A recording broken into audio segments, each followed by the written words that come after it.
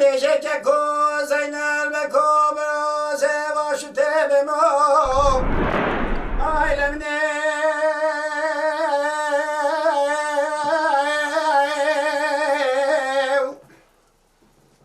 ayne vaşu teşna Beşeke kozaynel ve kobra sevaşu tebemo ailemne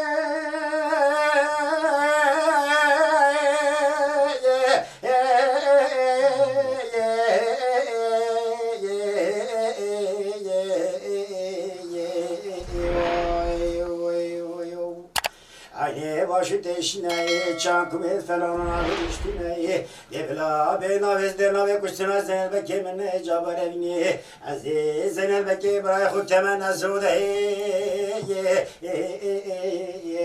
Hadi de meşşen uğradine oy oy oy oy oy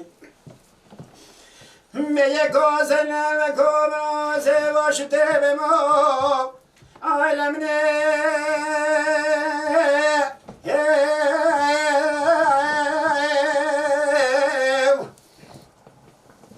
Ayne vaşu telni belava Ayne çakme falan düştü ve nava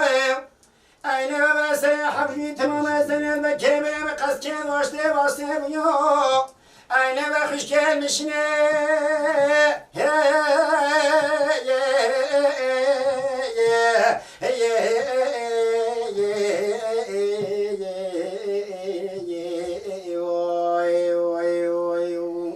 Hadi raba ve hoş gelmişine